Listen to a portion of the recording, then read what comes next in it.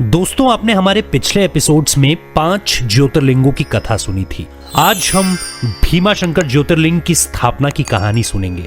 परंतु दोस्तों, भारत देश में भीमाशंकर ज्योतिर्लिंग नाम से 2 मंदिर प्रसिद्ध हैं। एक मंदिर महाराष्ट्र के पुणे जिले में स्थित है और दूसरा असम के कामरूप जिले में स्थित है। असम प्राचीन काल में कामरूप के नाम से ही जाना जाता था। शिव पुराण के कोटिरुद्र संहिता में उल्लेखित भीमाशंकर नामक ज्योतिर्लिंग को कामरूप देश में स्थित माना गया है। चलिए जानते हैं इस कथा के बारे में। पूर्व काल में भीम नाम का एक पराक्रमी राक्षस हुआ करता था। वह अपनी माता करकटी के साथ अकेला रहा करता था। बड़े होने पर एक दिन उसने अपनी मां से यह पूछ लिया कि उसके पिता कौन है और कहाँ है। इस पर मां करकटी ने बताया कि तुम्हारे पिता महाबली कुंभकर्ण थे और राम ने तेरे पिता का वध कर दिया था, और उनसे पूर्व मेरे पति विराट थे, जिनका वध भी श्री राम ने ही किया था। उनकी मृत्यु के बाद मैं अपने माता पिता के साथ रहने लगी।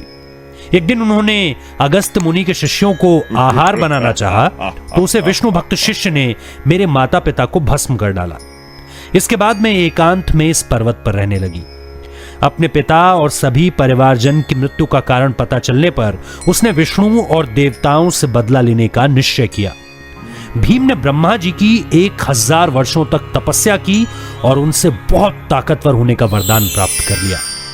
वरदान मिलने के बाद उसने सबसे पहले इंद्र सहित सभी देवताओं को युद्ध में परास्त किया और भगवान विष्णु को भी युद्ध में हरा दिया।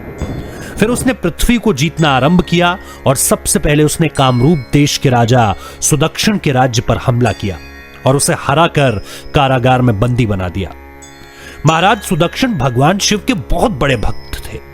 उन्होंने कारागार में ही शिवलिंग बनाकर उनका भजन पूजन करना शुरू कर दिया। जब भीम ने यह देखा तो उसने अपनी तलवार से राजा के बनाए शिवलिंग को तोड़ने का प्रयास किया।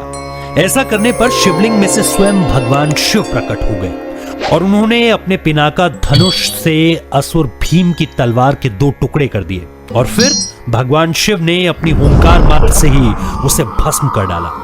तब देवताओं और ऋषियों ने भगवान शिव से हमेशा के लिए उसी स्थान पर रहने की प्रार्थना की। देवताओं के कहने पर भगवान शिव उस स्थान पर शिवलिंग के रूप में स्थापित हो गए। इस स्थान पर भीम से युद्ध करने के कारण ही इस ज्योतिर्लिंग का नाम भीमाशंकर पड़ा। तो दोस्तों, आपको हमारा यह एपिसोड कैसा लगा हमें जरूर बताएं, और क्या आप इस रहस्य के बारे में पहले से जानते थे? कमेंट में बताना मत भूलिएगा। और इसी प्रकार की रहस्यमयी और धार्मिक जानकारियों के लिए हमारे चैनल को सब्सक्राइब करें और फेसबुक पर देखने वाले दर्शक हमारे पेज को फॉलो करना बिल्कुल ना भूलें। जल्दी मिलते हैं आपसे अगली वीडियो में। हर हर महादेव।